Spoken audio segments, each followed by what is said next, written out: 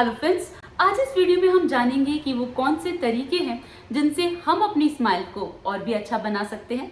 Friends, I know we are living in the world of social media and even in a public and professional life smile plays an integral role. तो सबसे ज़्यादा patient इसी के आते हैं, सबसे ज़्यादा चीफ कंप्लेंट स्माइल डिज़ाइनिंग की ही है। क्या क्या उनके इश्यूज़ हैं, तो that's why I thought of making this video. Friends, video बहुत इंपॉर्टेंट और इन्फॉर्मेटिव होने वाला है, तो प्लीज़ लास्ट तक बने रहिएगा। अगर आपने अभी तक चैनल को सब्सक्राइब नहीं किया है तो प्लीज़ सब्सक्राइब कर लीजिएगा, शेयर और लाइक का बटन दबा लीजिएगा। Now let me start quickly.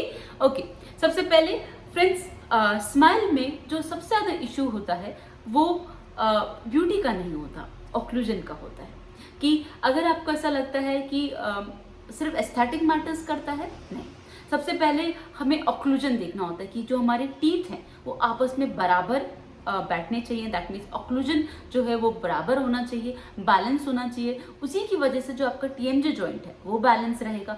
तो टीथ का, पीछे के दांतों का और आगे के दांतों का ऑक्लूजन बैलेंस होना इज मैंडेटरी, राइट। और वो सिर्फ ब्रेसेस से होता है या फिर अलाइनर्स से।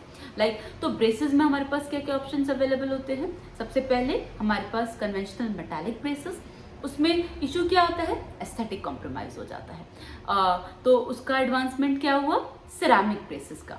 सिरामिक ब्रेसेस में क्या एडवांसमेंट हुआ, जो मेटालिक ब्रेसेस में जो ब्रैकेट पहले मेटल का होता था अब वो सिरामिक का हो गया, तो जिसकी वजह से वो इतना मेटालिक स्माइल नहीं लगती है, थोड़ी सी एस्थेटिक स्माइल लगती है, बट फिर भी एक पतला सा वायर आगे टीथ पे लगा रहता है।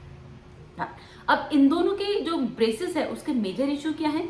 Number 1, sometime wire breakdown, sometimes bracket popped out, ulcers, food lodgement and what not and then frequent visit to your orthodontist। Friends, ये सारे प्रॉब्लम ब्रेसेस के साथ रहते हैं।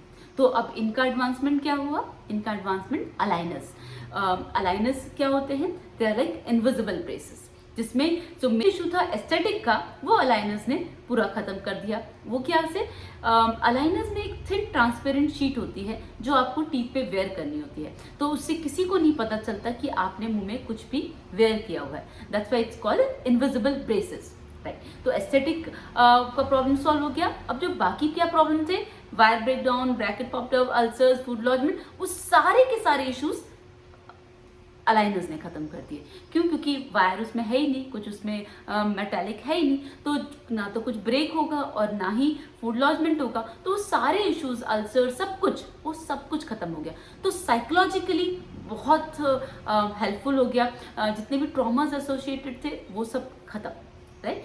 बस एक ही इशू रहता है ब्रेसेस और अलाइनर्स के साथ कि टाइम पीरियड। यस, अलाइनर्स में ब्रेसेस की कंपैरिजन टाइम पीरियड कम लगता है, लेकिन अगर ऑक्लूजन का इशू नहीं है then we have other options as well. लेकिन अगर ऑक्लूजन का इशू है then I will always say go for braces और अलाइनर्स। पहले ऑक्लूजन ठीक होगा, मुंह पूरा बैलेंस होगा, आपको कोई भी ट्रॉमा नहीं होगा, उसी के बाद ही we will consider the cosmetic. Friends, now we will see कि जो माइनर इश्यूज हैं, टीथ का अलाइनमेंट हो गया, discoloration, spacing, crowding, overlapping, fracture, ये सब हम क्राउन और वीनियस से ट्रीट कर सकते हैं। तो फ्रेंड्स, अगर ऑक्लूजन बैलेंस है then we can think about the cosmetic part, जो कि हम क्राउन और वीनियस से ट्रीट कर सकते हैं। तो अब सबसे पहले जानते हैं क्राउन और वीनियस में डिफरेंस क्या है। Friends, I will start with veneers. Veneers में हम सिर्फ फ्रंट सरफेस ऑफ टूथ को कवर करते हैं, क्राउन में हम पूरा टूथ, पूरा क्राउन सरफेस को कवर करते हैं। वीनियस में हम सिर्फ 0.5 mm इनामल को ही रिमूव कर सकते हैं, क्राउन में हम 1 to 2 mm tooth structure remove कर सकते हैं।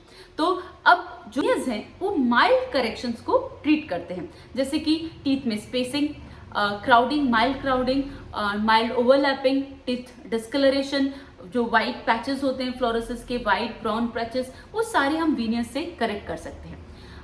क्राउन के लिए हमें, जैसे कि अगर टूथ में फ्रैक्चर ज़्यादा है, स्पेसिंग ज़्यादा है, ओवरलैपिंग ज़्यादा है, टूथ डिके ज़्यादा है, तो सारे मेजर करेक्शन वो हम क्राउन से ट्रीट कर सकते हैं। तो friends, whether it is braces, metallic braces, ceramic braces और aligners, this is majorly for correcting the occlusion, right. अगर अलाइनमेंट में ऑक्लूजन का इशू है then we will go for the braces. अगर हमारा कॉस्मेटिक पार्ट, एस्थेटिक पार्ट का issue है तो हम अलाइनमेंट और टीथ स्ट्रेटनिंग हम वीनियस और क्राउन से कर सकते हैं। Friends, all options are safe, सब में कोई भी दिक्कत नहीं होती। वीनियर्स और क्राउन में टाइम पीरियड बहुत कम लगता है, इसलिए अगर एस्थेटिक पार्ट है तो हम क्राउन्स और वीनियर्स को प्रेफर करते हैं कि अगर आपको कहीं प्रेजेंटेशन देनी है, कहीं आपका कोई फंक्शन है, तो उसमें विद इन 2 और 3 सिटिंग्स आपके क्राउन और वीनियर्स प्लेस हो जाते हैं। विद इन अ वीक आपको आपकी न्यू स्माइल मिल जाती है। That's why it's a best treatment, right, for the aesthetic part. लेकिन जब ऑक्लूजन का इशू है, ऑक्लूजन बैलेंस नहीं है, then we have to go for braces और अलाइनर्स। तो फ्रेंड्स, आज इस वीडियो में हमने तीनों टॉपिक्स को कवर किया। हमारे ऑर्थोडोंटिक पार्ट, ब्रेसेस और अलाइनर्स के बारे में, हमारे कॉस्मेटिक डेंटिस्ट्री पार्ट, क्राउन, वीनियर्स के बारे में। फ्रेंड्स, अगर आपको इस वीडियो में कोई भी डाउट लगता है, कहीं भी ऐसा लगता है कि कोई पॉइंट है जो आपको नहीं समझ में आया, तो वो मुझसे कमेंट सेक्शन में पूछ सकते हैं। कोई और ट्रीटमेंट के बारे में जानना हो वो भी पूछ सकते हैं। और अगर वीडियो अच्छा लगा तो उसे लाइक कर लीजिएगा, शेयर कर लीजिएगा और सब्सक्राइब नहीं किया तो प्लीज़ कर लीजिएगा। Thank you.